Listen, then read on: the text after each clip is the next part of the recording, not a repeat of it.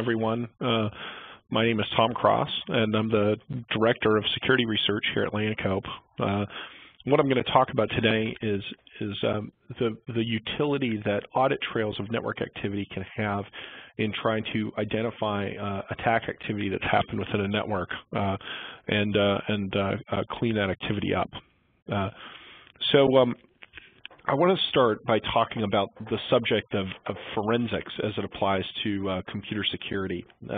I recently went down to SANS Digital Forensics and Incident Response Summit in Austin, Texas, with my colleague Charles Herring, and some of the material you're going to see in this presentation comes from a talk that we gave at that summit.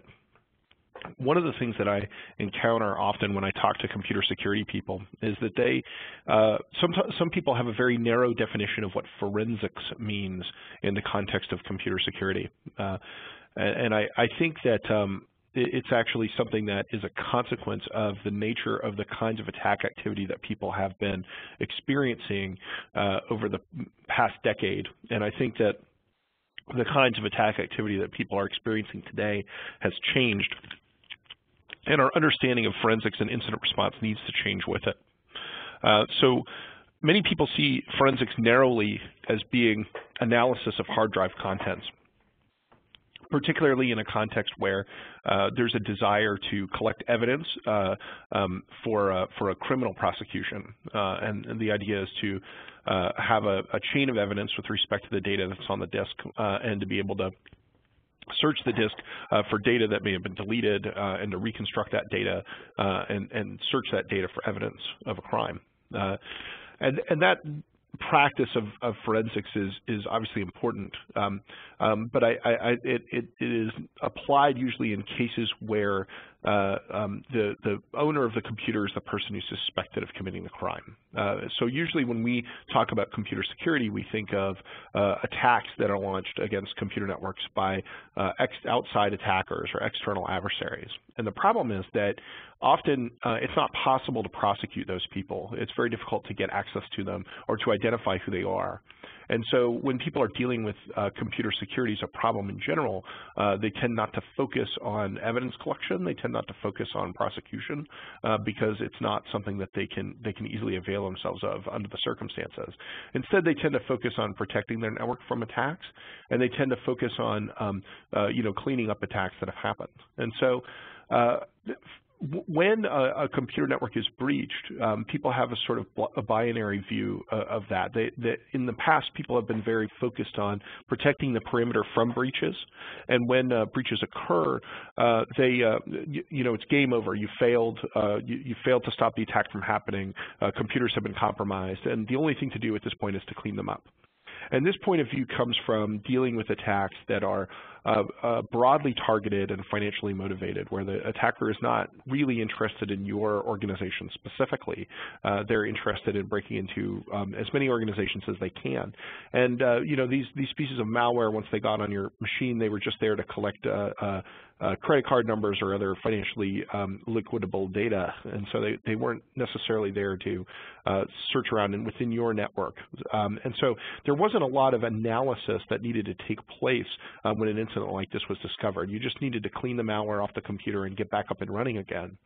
And I think that is where things are really starting to change. I think that we're seeing more sophisticated, targeted attacks that are hitting a broader variety of different kinds of organizations. And those organizations are also simultaneously more aware of that kind of attack activity happening than they probably were, say, 5 years ago. And so when you have a sophisticated targeted attacker who has compromised your network and taken over computers in your network, you may need to ask some questions about what was happening there beyond simply cleaning the malware up and getting the infected computers back online. You need to understand how that attacker was able to infect your environment. You need to understand what different assets you have that were compromised and make sure that you have basically a comprehensive understanding of that attacker's behavior before you can feel confident that you've really removed them from the network. So that process of analyzing the attacker's activity in your environment and trying to create a complete picture of everything that they're attempting to do, that process is also something that I would call forensics or incident response. And as we have dealt with more and more sophisticated attackers, that process has become more and more important. It's important, first of all, because these attackers often have multiple infection points in our network. They're using multiple different kinds of malware with different command and control protocols to control the environment. And so if you find one and you clean it up, you can rest assured that there are others that you haven't found. And so without doing that sort of in-depth analysis, it's really difficult to piece together a comprehensive picture of the compromise and to feel confident that you've rooted it out of your environment. The second thing is that what we've learned through handling these attacks over time is that when you analyze them and you understand how they occurred, there are pieces of information that fall out of that analysis that might help you detect future attacks by the same adversary. So we talk about advanced persistent threat. Persistent attackers are not going to be deterred because you found some of their malware and cleaned it up. They're going to continue to target you. And so the ability to learn from their techniques and to apply what you have learned to look for continued attacks by them is a critical part of how you actually protect your network against future attacks. So what I've got here is the kill chain that was first described in a research paper that Lockheed Martin published. And the kill chain is just sort of a model of each stage of an attacker's activity. And so the idea is that if you have a host that's infected, you want to do more than just analyze that host. You want to be able to work all the way back to the initial reconnaissance that the attacker performed, and all of the things that you learn from that analysis could potentially be applied to protecting your network in the future. So in Lockheed's paper, they talk about detecting an attack from a particular source address, and they found that source address had engaged in some reconnaissance of their environment and had collected certain documents, and based on that information, they were able to find future spear phishing attacks that involved weaponization of those same documents. So that's a perfect example of how you can apply what you learn from analyzing an incident to prevent incidents that happen in the future. As a part of that analysis, I think it's important to consider the timeline of an intrusion. You may have a user in your environment who goes out to the internet and accesses something malicious, and their computer gets infected, and that's hopefully something that you would discover. You might have multiple means of doing that. You might have an IDS system that fired. You could have a gateway advanced malware analysis system that's taking documents that come in and analyzing them and telling you if they appear to be malicious. You may discover that this has happened, but likely you'll discover that it has happened after it's over, and that computer has become infected. And so once you discover that the infection exists, the question is, how much time does it take you to actually reach that computer and deactivate it and remove it from your network? And often people kind of chuckle when I put this timeline in this chart up in front of them, because I'm showing the incident response team disabling the infected machine in 7 minutes. And most people don't have a responsiveness that is anywhere near that. It can take days to get access to an infected machine and disconnect it, and to work with the business owners that are associated with whatever that computer is doing in the environment, and get them to understand that you've got to go in and shut it down, and that business process is going to be halted while that analysis is taking place. So this is a 7-minute response time is a really efficient, well-oiled machine with respect to responding to breaches. And so the question that matters is that what happened in your environment between the time that malware infected that host and when you were able to deactivate it. The fact is that if the attacker had minutes or hours or days to operate on that machine during that window of time, then they may have pivoted from that initial infection point to other points in your environment. And really coming up with a full understanding of the incident involves analyzing those factors and figuring out exactly what happened during that window of time. So in order to do that, you need access to data. And there's a wide variety of data sources that could potentially be valuable to you. And this is really where I'm talking about the concept of incident response and forensics expanding. It's not just about analyzing a hard drive anymore and figuring out what's on that hard drive, because the reality is that your attacker is not leaving a record on that hard drive for you of everything that they did in your environment. You've got to look at other data sources in order to get that complete picture. I think there are three data sources that are of critical importance. One of them is logs. Endpoints have log information. Network security devices have log information. Servers have log information. And of course, a well-run environment has all that log information going to a central database where it is stored and where it is searchable. And that's an incredibly valuable resource. However, once a computer is compromised, you can't trust the logs coming off of it anymore. The first thing an attacker is going to do when they control a computer is to get control of the logging process so that their activities are no longer logged. Furthermore, logs have a tendency to focus on events that devices considered to be interesting. So, for example, an IPS system is only going to log attacks that it detected. If your attacker is hitting you with zero-day vulnerabilities that the IPS system doesn't know how to detect, obviously those things are not going to be logged.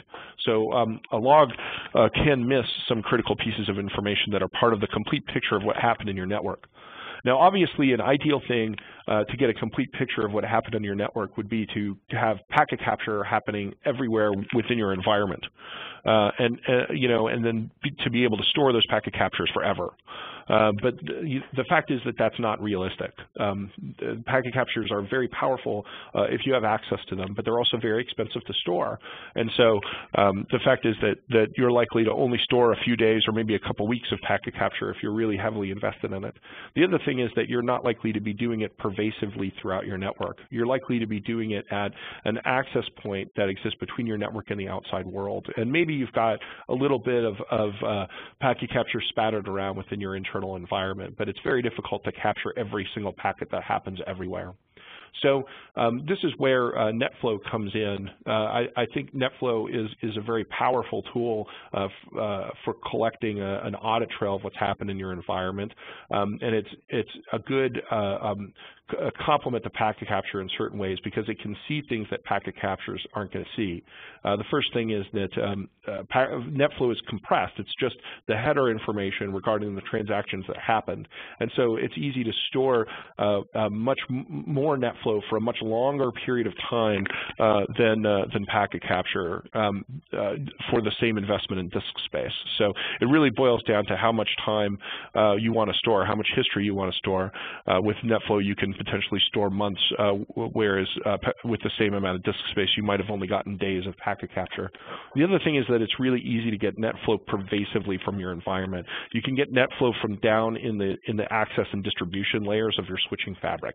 And so that enables you to see, if you look at this network map, if the computer at the very bottom of this network map, the bottom right corner of the chart, gets infected, a system up at the firewall level might be able to identify transactions that came from that computer and went out to the internet, but they aren't going to record transactions that happen between those endpoint nodes down there at the access level. And those transactions may be critically important when you're putting together what happened during a security incident in order to understand how the attacker pivoted from his initial point of infection to other machines within your environment. So for those two reasons, I think NetFlow is a critical ingredient in the recipe of how you defend your networks against attacks, and it has a lot of unique value alongside syslog and packet capture.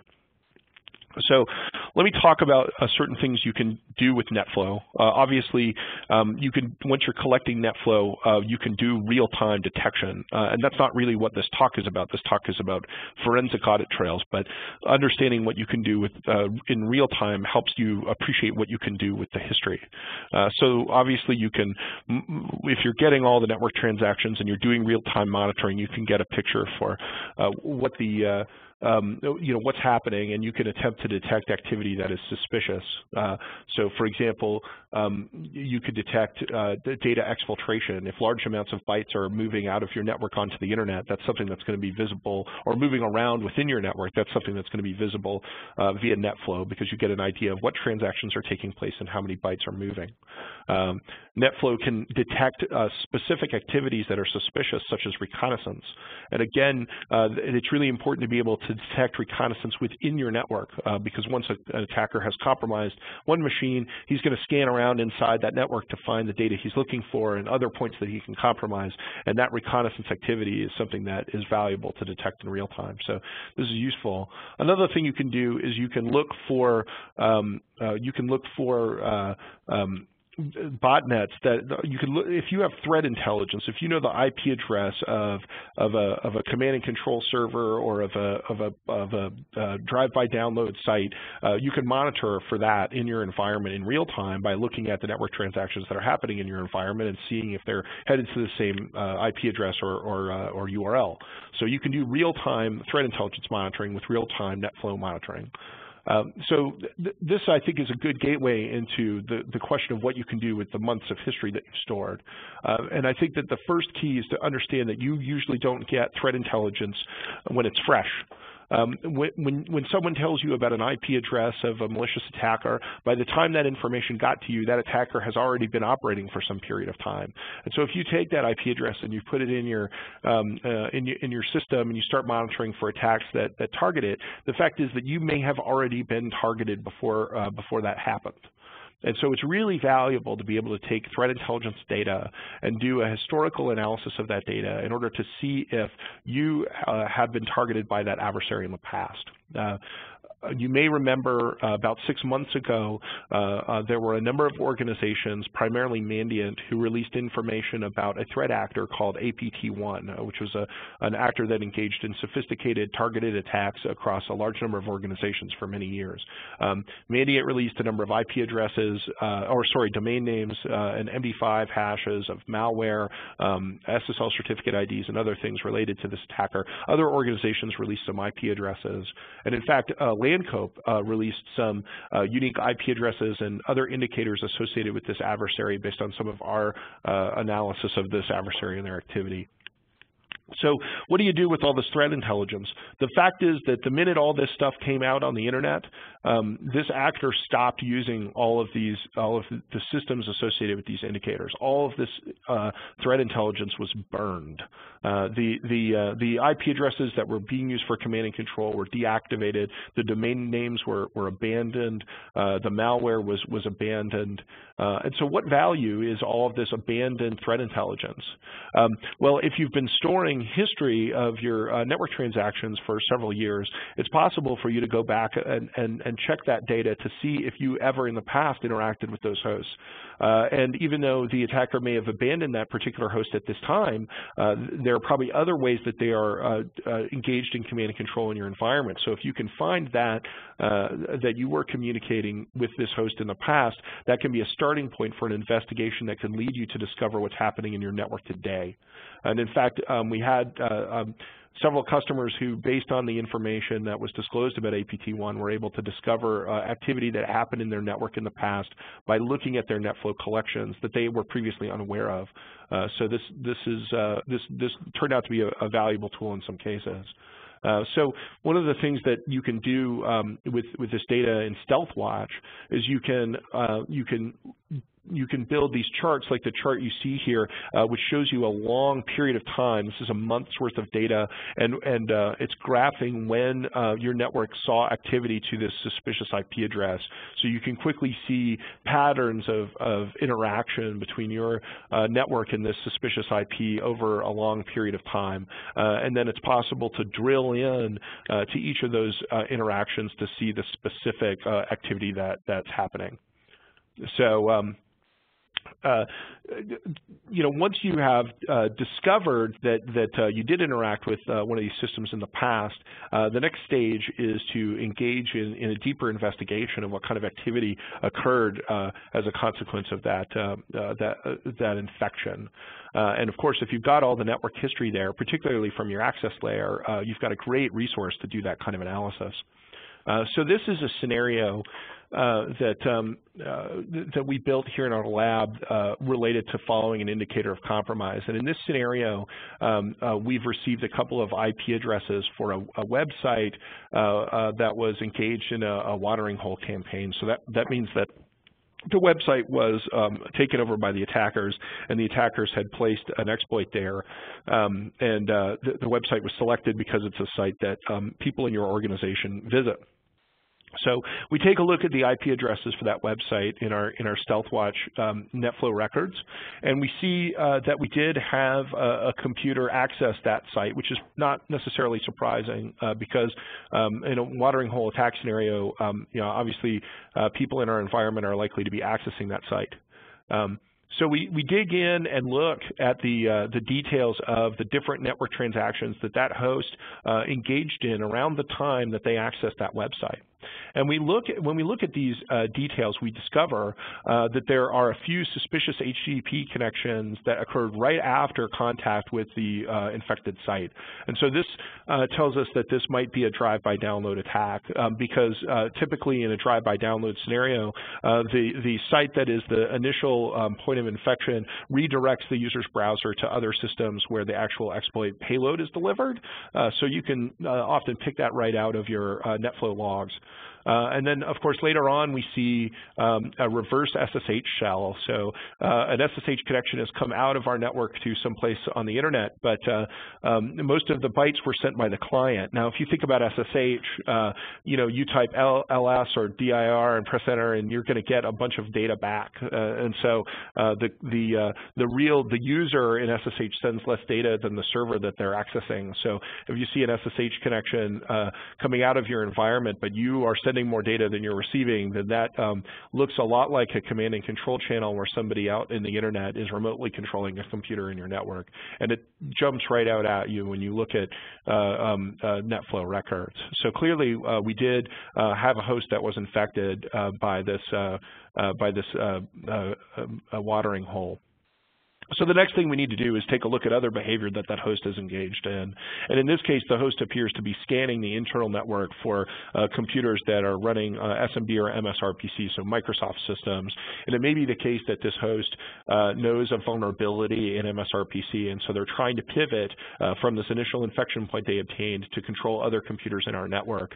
And by analyzing these records, we may see that we see these little transactions here with 1 or 2 packets being sent, and that means that that's just scanning activity. But if we see a connection get tacked up between this host and one of the victims that it's scanning, we now know that that host may have successfully pivoted to that second location. So now we have another computer in our environment that we need to investigate. In addition, what we can do is we can take the command and control IP that was running this reverse SSH shell, and we can search for it to see if we have other computers in our environment that are reaching out to the same command and control system. And in this case, we are seeing that activity happening. So clearly, so this is where threat intelligence is really valuable. You can see that we started with one piece of information about a malicious site, and based on that piece of information, we were able to analyze the kill chain a little bit and see the whole process of the attacker's attack activity. And we discovered new IP addresses that the attacker was using. And then based on those IP addresses, we were able to discover additional infections in our environment.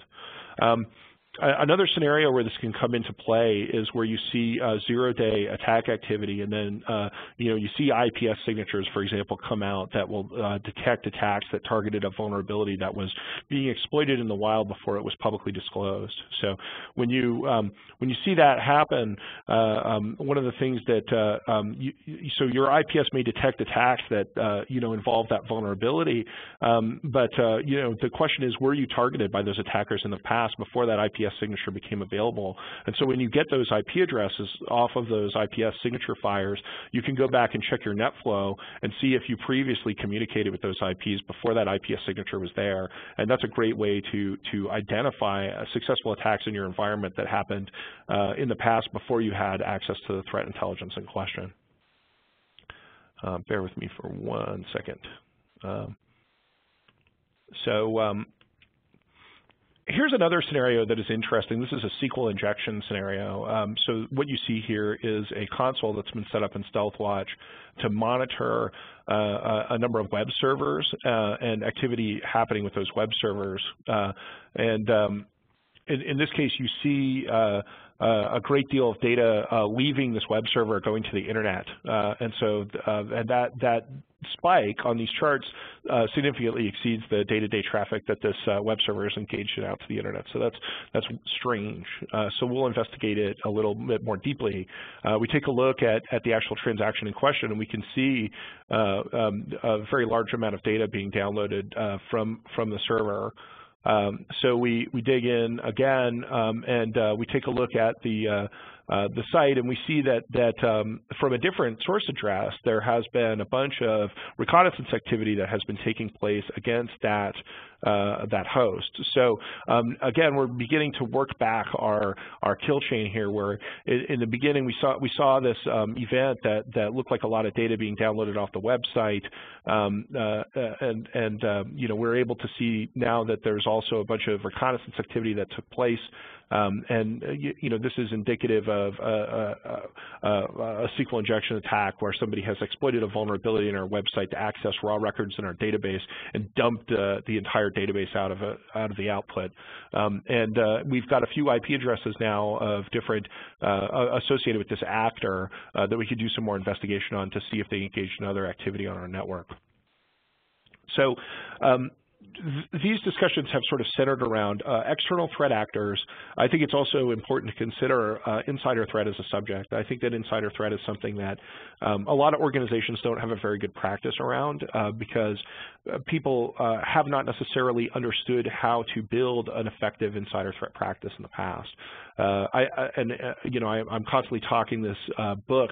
Carnegie Mellon obviously runs this group called CERT, which I'm sure most of you are familiar with, and they've been doing research on insider threat for many, many years. There are incredible resources up on their website. If you Google for CERT insider threat, you'll find their resources up there. And they published a book last year called The CERT Guide to Insider Threats, which is the best guide on insider threats that I've come across. And they have some very good recommendations in there about how to build an effective program that's based on evidence that they've collected over 10 years of studying real insider threat cases.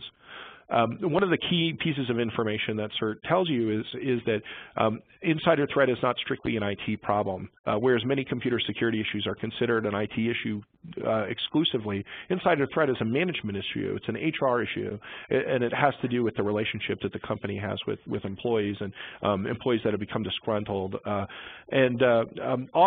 the way that an incident is detected in the context of insider threat is not because some computer system identified that something was going wrong. It was because the people that work with the person who have become disgruntled identified that that person was making threats against the organization, and it did seem like that person was likely to do something wrong. And then that information was then taken to IT, and IT was able to analyze monitoring systems and logs that were available to find evidence of whether or not the suspicions were true, essentially. You know, typically in insider threat cases, if they are successfully identified and prosecuted, it is a consequence of good log collection. So you know, in this scenario, consider that HR may have come to you and said that, you know, we're concerned about this particular individual. You know, he threatened to do something destructive to the organization, and you know, we'd like IT to take a look at that. Or you know, this person just quit on bad terms, and we're concerned they may have exfiltrated some data. So within StealthWatch, if you've tied in user identity information, it's very easy to put someone's username in and get information about what network transactions they've engaged in, even if they moved around to different IP addresses, you know, such as when they were in the office or logged in over the VPN or moving around to different wireless access points. You can get a complete picture of their behavior. So another thing, in addition to simply getting the raw network transactions they engaged in, you can also see a picture of different security events that fired against that host. So in this case, we have the suspect data loss security event, which detects data being exfiltrated out of our network. And we noticed that that event fired while Lucy was using the IP address in question. And so maybe Lucy was exfiltrating data. And in this case, you know, we can see that this transaction has occurred. So we've got some information that Lucy might have moved a lot of data out of the network, and if that's what we suspect Lucy of having done, then this becomes some evidence that we can use to establish that that actually took place. So let's look at a little bit more of a more complicated example. This is so in the course of looking at Lucy, we also noticed that Barron had a suspect data loss event that fired on his IP address, and so we're concerned that he might have exfiltrated data as well. And so we take a look at Barron's exfiltration, you know, we look at, so in this case, we got some application details. So it looks like a MySQL database dump, which is interesting. It's, you know, significantly large and has been sent out to a host in the Ukraine, which is troubling. And we note that this exfiltration occurred at 9:07 a.m. So we continue to investigate this, and first of all, we're wondering, like, where did Barron get this MySQL dump? You know, Barron's not a person who usually works with database systems. And we look at the different network transactions associated with this IP address, and we noticed that there was a significant download from a particular database server in our network that occurred to his host. So clearly, Barron dumped some data out of one of our critical databases, and then he exfiltrated it to a host in Ukraine. So now we're very upset with Barron, and we continue to dig in. You know, we noticed that you know, prior to you know, so this is, I'm sorry, in this case we're still looking. So this is the database transaction, and we look at the time frame associated with the database transaction, and we can see that this time frame occurred between 8:55 a.m. and 9:07 a.m. 9:07 a.m. is when the exfiltration in Ukraine began. So again, this is just more context that this database dump occurred right before the exfiltration event happened. So we dig into Barron a little deeper, and we find out that in fact there has been another transaction between Barron's client and this host in the Ukraine that's been going on since 4 o'clock that morning. This looks an awful lot like a command and control channel. So it may be the case that Barron's is not actually responsible for stealing this data, that Barron's computer has been infected by an external actor, and as a consequence, that external actor used Barron's system to steal some data from our database and send it to the internet. So it's important that we know that and that we begin to investigate deeper and try to understand more about this attacker and why they're compromising our network. So I think that it's really important to keep these 5 W's in mind as you perform these investigations of your computer network. You know, you're trying to establish who did this activity. You want to know what they did, and when I say you want to know what they did, you want to have a complete picture of everything they did. You want to know what systems they targeted, and how they targeted those systems, and you know, what data they accessed. Every bit of information that you put together about their overall behavior can lead you to being able to, first of all, ensure that you've completely rooted them out of your network, and secondly, understand how you might be able to detect attack activity from them in the future. You want to know where they went. You want to know what in your network they accessed. You want to know when. You want to build a timeline for the incident so that you can, again, be sure that you have a complete understanding of what happened. And ultimately, you want to understand what their objective is. And that's very important in terms of being able to improve your posture going forward. If you know what your adversary is after, you can take steps to protect that asset more effectively and to monitor that asset more closely. So, you know, hopefully I've established that forensics in the context of computer security is not merely about preparing evidence for trial. I mean, we may never be able to prosecute these APT actors that are hitting our network from remote sites, but it's become more about understanding the attacks that we're subject to and using that understanding to better protect our own networks. And it's not just about analyzing hard drives. It's about getting a complete picture of an incident that has affected us from a NetFlow standpoint, as well as from a packet capture and syslog standpoint as well. So I hope that you know, that's opened your eyes a little bit about what's possible in terms of network